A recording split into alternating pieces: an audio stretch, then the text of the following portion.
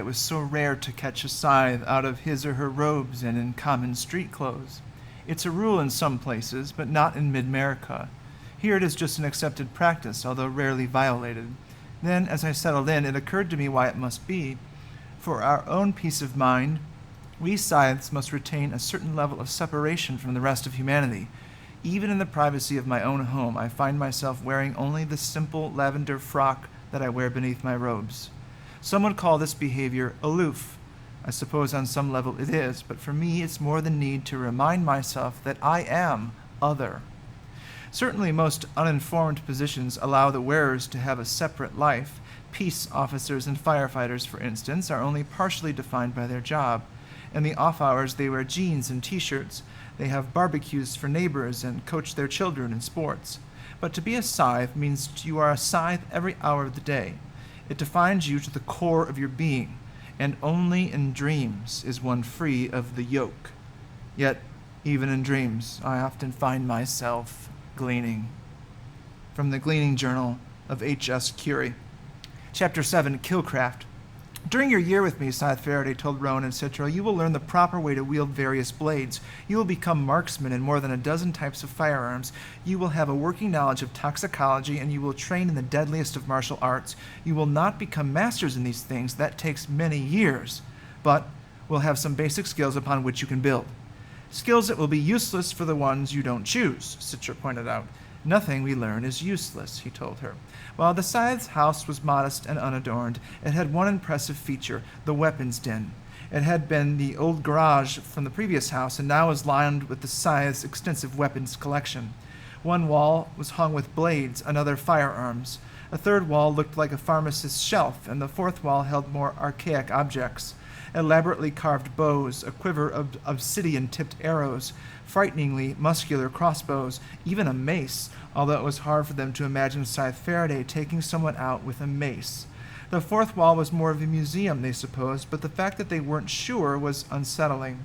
The daily regimen was rigorous. Rowan and Citra trained with blades and staffs, sparring against the Scythe, who was surprisingly strong and limber for a man of his apparent age. They learned to shoot at a special firing range for scythes and apprentices, where weapons that were banned for public use were not only allowed but encouraged. They learned the basics of Black Widow Bokator, a deadlier version of the ancient Cambodian martial art developed specifically for the scythedom. It left them exhausted, but stronger than either of them had ever been. Physical training, however, was only half of their regimen. There was an oak old table in the center of the weapons den, clearly a relic from the age of mortality. This is where Scythe Faraday spent several hours a day schooling them in the ways of a scythe. Studies in mental acuity, history, and the chemistry of poisons, as well as daily entries in their apprentice journals. There was more to learn about death than either of them had ever considered. History, chemistry, writing, this is like school, Rowan grumbled to Citra, because he wouldn't dare complain to Scythe Faraday. And then there was the gleaning. Each scythe must perform a quota of 260 gleanings per year, Scythe Faraday told them, which averages to 5 per week. So you get weekends off, joked Rowan, trying to add a little nervous levity to the discussion. But Faraday was not amused. For him, nothing about gleaning was a laughing matter. On days that I don't glean, I attend funerals or do research for future gleanings. Scythes, or should I say good scythes, don't have days off very often. The idea that not all scythes were good was something neither Rowan or Citra had ever considered. It was widely accepted that scythes adhered to the highest moral and ethical standards. They were wise in their dealings and fair in their choices. Even the ones who sought celebrity were seen to deserve it. The idea that some scythes might not be as honorable as Scythe Faraday did not sit well with either of his new apprentices.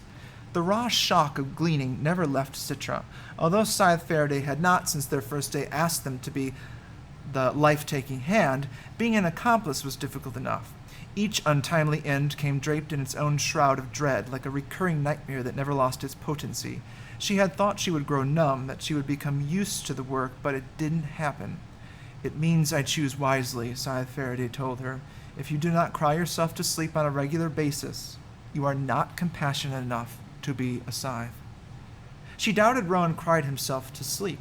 He was the type of kid who kept his emotions very much to himself. She couldn't read him. He was opaque, and it bothered her. Or perhaps he was so transparent she was seeing through him to the other side. She couldn't be sure.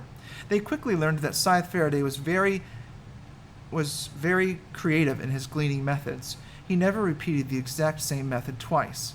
But aren't there scythes who are ritualistic in their work? Citra asked him, performing each gleaning exactly the same. Yes, but we must each find our own way, he told her, our own code of conduct.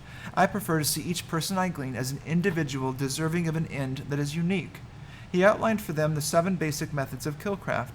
Most common are the 3 B's, blade, bullet, and blunt force. The next 3 are asphyxiation, poison, and catastrophic induction, such as electrocution or fire, although I find fire a horrific way to glean and would never use it. The final method is weaponless force, which is why we train you in Bokator. To be a scythe, he explained, meant that one had to be well-versed in all methods. Citra realized that being well-versed meant she would have to participate in various types of gleaning. Would he have her pull the trigger, thrust the knife, swing the club? She wanted to believe she wasn't capable of it. She desperately wanted to believe she wasn't scythe material. It was the first time in her life that she aspired to fail. Rowan's feelings on the matter were mixed. He found that Scythe Faraday's moral imperative and ethical high ground infused Rowan with purpose, but only in the scythe's presence. When left to his own thoughts, Rowan doubted everything. Burned into his mind was the look on that woman's face as she fearfully yet obediently opened her mouth to be poisoned, the look on her face the moment before she bit down. I am an accomplice to the world's oldest crime, he told himself in his loneliest moments, and it will only get worse. While the journals of scythes were public record, an apprentice still had the luxury of privacy. Scythe Faraday gave Rowan and Citra pale leather-bound volumes of rough-edged parchment. To Rowan it looked like a relic from the Dark Ages. He wouldn't have been surprised if Faraday gave them a feather quill to go with it. Mercifully, however, they were allowed to use normal writing utensils. A scythe's journal is traditionally made of lambskin parchment and kid leather. I assume you mean kid as in goat, Rowan said, and not kid as in kid? That finally made the scythe laugh. Citra seemed to be annoyed that he had made Faraday laugh, as if it put him a point ahead of her. Rowan knew that as much as she hated the idea of being a scythe, she would jockey for position over him because that's how she was hardwired. Competition was in her very nature. She couldn't help herself. Rowan was much better at picking his battles. He could compete when necessary, but rarely got caught up in petty one-upsmanship. He wondered if that would give him an advantage over Citra. He wondered if he wanted one. Being a scythe would not have been his life choice. He had not made any life choices yet, so he had no real clue what he would do with his eternal future. But now he was being mentored by a scythe. He began to feel he might have the mettle to be one. If Scythe Faraday had selected him as morally capable of the job, perhaps he was. As for the journal, Rowan hated it. In a large family where no one particularly cared to hear his thoughts on anything, he had become accustomed to keeping his thoughts to himself. I don't see what the big deal is, Citra said as they worked in their journals after dinner one evening. No one will ever read it but you, so why write it? Rowan snapped back. Citra sighed as if talking to a child. It's to prepare you for writing an official science journey. Whichever one of us gets the ring will be legally obligated by Commandment 6 to keep a journal every day of our lives, which I'm sure no one will read, added Rowan. But people could read it. The Scythe archive is open to everyone. Yes, said Rowan, like the Thunderhead. People can read anything, but no one does. All they do is play games and watch cat holograms. Citra shrugged. All the more reason not to worry about writing one. If it's lost among a gazillion pages, you can write your grocery list and what you had for breakfast. No one will care. But Rowan cared. If he was going to put pen to paper, if he was going to do what a scythe does, he would do it right or not at all. And so far as he looked at his painfully blank page, he was leaning towards not at all.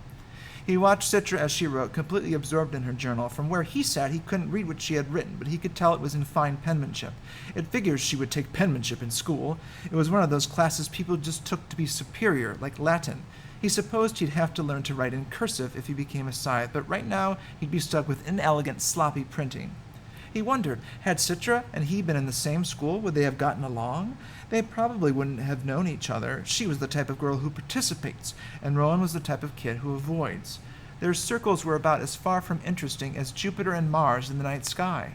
Now, however, they had been pulled into convergence. They were not exactly friends. They were never given the opportunity to develop a friendship before being thrust into apprenticeship together. They were partners. They were adversaries, and Rowan found it increasingly hard to parse his feelings for her. All he knew was that he liked watching her write. Scythe Faraday was strict on his no family policy.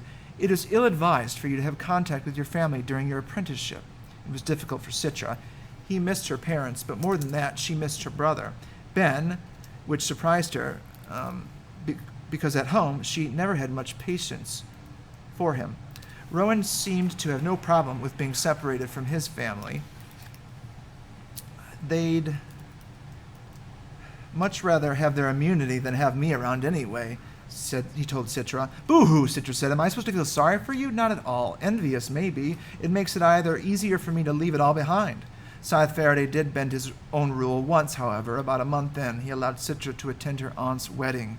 While everyone else was dressed in gowns and tuxedos, Scythe Faraday did not allow Citra to dress up, lest you feel yourself a part of that world. It worked. Wearing simple street clothes amid the pageantry made her feel even more like the outsider, and the apprentice armband made it worse. Perhaps this was the reason Faraday allowed her to attend, to make crystal clear the distinction between who she'd been and who she now was. So what's it like? Asked her cousin Amanda. Gleaning and stuff. Is it like gross? We're not supposed to talk about it, Citra told her, which was not true, but she had no interest in discussing gleaning like it was school gossip. She should have nurtured that conversation, however, instead of shutting it down, because Amanda was one of the few people who spoke to her. There were plenty of sideways glances and people talking about her when they thought she wasn't watching, but most everyone avoided her like she carried a mortal age disease. Perhaps if she already had her ring, they might try to curry favor in hopes of receiving immunity, but apparently as an apprentice she offered them nothing but the creeps. Her brother was standoffish, and even speaking to her mother was awkward. She asked standard questions like, "Are you eating?" and "Are you getting enough sleep?" "I understand there's a boy living with you," her father said. "He has his own room, and he's not interested in me at all," she told him, which she found oddly embarrassing to admit. Citra sat through the wedding ceremony, but excused herself before the reception, and took a public car back to Scythe Faraday's house, unable to bear another minute of it. "You're back early," Scythe Faraday commented when she returned, and although he feigned surprise, he had set her a place for dinner. Scythes are supposed to have a keen appreciation of death, yet there are some things that are beyond even our comprehension. The woman I gleaned today asked me the oddest question. "Where do I go now?" she asked. "Well," I explained calmly, "your memories and life recording are already stored in the Thunderhead, so it won't be lost. Your body is returned to the earth in a manner determined by your next of kin." "Yes, I know all of that," she said. "But what about me?" The question perplexed me. As I said, your memory construct will exist in the Thunderhead. Loved ones will be able to talk to it, and your construct will respond. "Yes," she said, getting a bit agitated, "but what about me?" I gleaned her then. Only after she was gone did I say, "I don't know." From the Gleaning Journal of H.S. Curie.